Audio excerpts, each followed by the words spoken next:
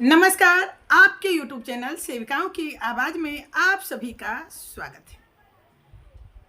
कल यानी 3 सितंबर को आप लोगों को अपने अपने कार्यालय से आदेश हुआ था, एक लिंक भेजा गया था जिससे जुड़ने की बात की गई थी। यानी आंगनबाड़ी सेविकाएं से लेकर सारे ICDS के पदाधिकारी इस लिंक से जुड़े हुए थे।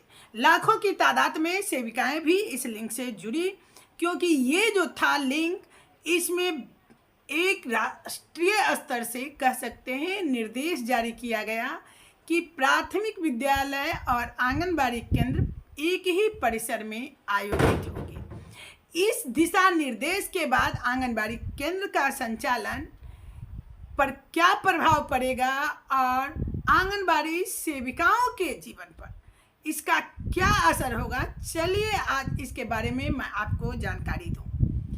और जो दिल्ली से न्यूज आया है उस न्यूज को भी मैं दिखाऊंगी, क्योंकि बहुत सारी बहनें जब हमारी लिंक से जुड़ी तो उन्हें समझ में नहीं आया कि वो लिंक से जुड़ी हैं।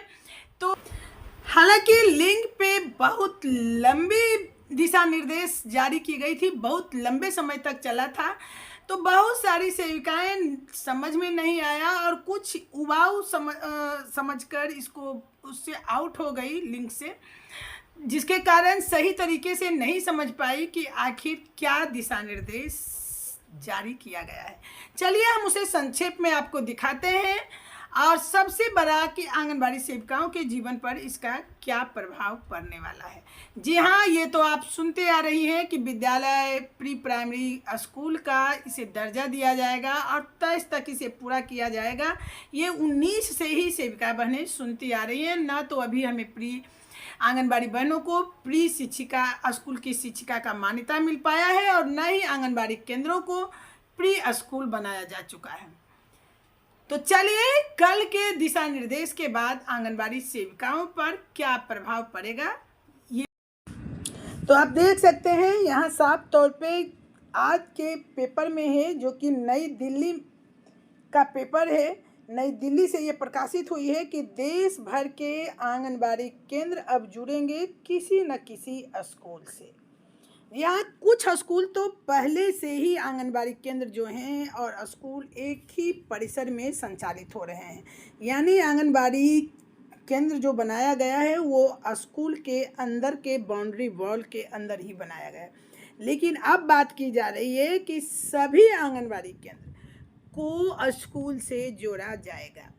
अब देखिए न्यूज़ में क्या आया है कि आंगनबाड़ी केंद्रों को सशक्त बनाने के लिए शिक्षा एवं महिला बाल विकास मंत्रालय ने बुधवार को बड़ा फैसला लिया है। अब देश भर के आंगनबाड़ी केंद्र किसी न किसी प्राथमिक विद्यालय के साथ जुड़ेंगे। जिन गांवों में स्कूल होंगे वहां आंगनबाड़ी केंद्र उनके परिसर में शिफ्ट होंगे, जबकि जिन गांवों में स्कूल नहीं है वहां आंगनबाड़ी केंद्र नज़दीकी प्राथमिक स्कूल से जुड़ेंगे। इस पहल से बच्चे जो हैं वो पोषण के साथ साथ शिक्षा सुनिश्चित करेंगे। राष्ट्रीय शिक्षा नीति के तहत बच्चों को 3 साल की उम्र में पढ़ने का लक्ष्य निर्धारित किया गया है। इस दिशा में आगे बढ़ते हुए दोनों मंत्रालय ने गाइडलाइंस जारी की है। धर्मेंद्र प्रधान ने कहा कि इस पहल से आंगनबाड़ी में पढ़ने वाले बच्चे स्वतः स्कूल की पहली कक्षा में प्रमोट होकर आएंगे, जिससे उनकी ट्रैकिंग में आसानी होगी। उन्हें महिला एवं बाल विकास मंत्रालय को से जुड़ी आंगनबाड़ी जो महिलाएं हैं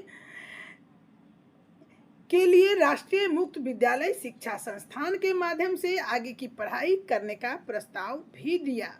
खासकर ऐसी महिलाएं जो 12वीं तक नहीं पढ़ी हैं। ध्यान से एक बार फिर सुनिए, आंगनबाड़ी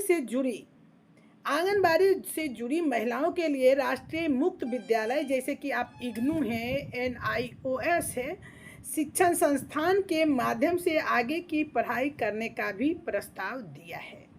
खासकर ऐसी महिलाएं जो 12वीं तक नहीं पढ़ी है, यानी मैट्रिक पास सेविका या सहायिका 12वीं तक की पढ़ाई कर ले, इसके लिए राष्ट्रीय मुक्त विद्यालय में इन्हें सुविधा दी जाएगी।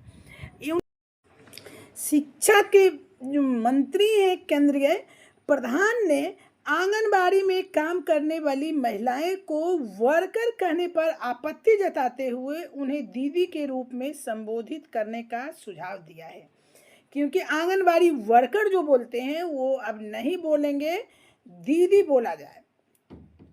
बाल विकास मंत्री अन्नपूर्णा देवी ने कहा कि इससे पोषण और शिक्षा अब साथ साथ होंगी। आप गाइडलाइन के जो अहम बिंदु थे, यानी कल जो आप लोगों के लिए गाइडलाइंस हुए, जिसे आपको बोला गया था कि लिंक से जुड़कर समझिए और सुनिए, उसका अहम बिंदु आज बताती हूँ कि आंगनबाड़ी को शहरी क्षेत्र में 500 मीटर और ग्रामीण क्षेत्रों में 1 किलोमीटर से अधिक दूरी पर शिफ्ट नहीं किया जाएगा। यानी कि जहां स्कूल उस वार्ड में नहीं है और स्कूल की दूरी ज़्यादा है, वहां इसे शिफ्ट नहीं किया जाएगा। एक जो स्कूल परिसर में 2 से अधिक आंगनबाड़ियों को स्थानांतरित नहीं किया जाएगा। आंगनबाड़ी के लिए स्कूल परिसर में एक हवादार और सुरक्षित कमरा होना चाहिए, साथ ही शौचालय और खेलने के परिसर भी। स्कूल के शिक्षक और आंगनबाड़ी कार्यकर्ता के बीच बेहतर समन्वय स्थापित किया जाएगा। आंगनबाड़ी में बच्चों को पढ़ाने के लिए तकनीक का उपयोग किया जाएगा और जिला शिक्षा अधिकारी और जिला कार्यक्रम अधिकारी समन्वय के लिए मासिक बैठक भी करेंगे। तो यही गाइडलाइंस कल दिया गया था, और जो बहनें नहीं समझ पाई वो ये शॉर्टकट में मैंने बताई, क्योंकि ये जो है न्यूज़ दिल्ली में के पेपर में भी आ गया है। चलिए आज के लिए इतना ही। आंगनबाड़ी से संबंधित किसी भी न्यूज़ को मैं आप लोगों तक बहुत जल्द लेकर आ रही हूँ।